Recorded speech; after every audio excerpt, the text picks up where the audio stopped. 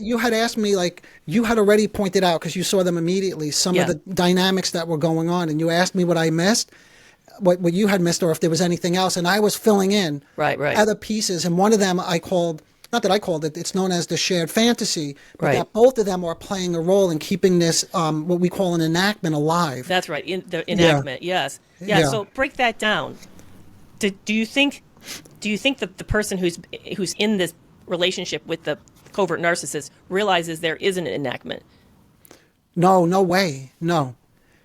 They think that if they don't play this role, what harm they're going to do to their mother. Like even this like prototypical example, there are many sessions that are spent with her now contemplating whether she should really go off to graduate school. You know, even though she paused, she waited, she saw, and now this is what we call an observing ego. You know, she's seeing things more clearly, how her mother escalated, and these were all things we could talk about.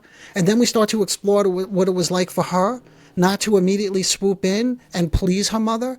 Despite all that, she's still like, so she has a good level of awareness, but still is drawn to this thing because there's so much more work that needs to go on.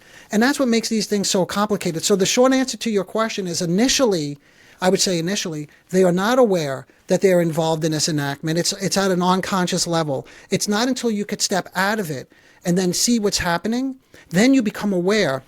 But that doesn't solve the problem. No way. There's no way because, and you know this because I've listened to your show.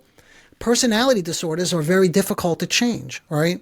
Yeah. But they do change, but it's a constant in and out. So there's no like upward trajectory of progression. It's constantly in and out of these states where then she'll step back into it. But then she'll have a moment where I can help her step out. And there's a greater level of awareness. But anyway, that's a long answer to your question. But the Yeah. answer is initially no.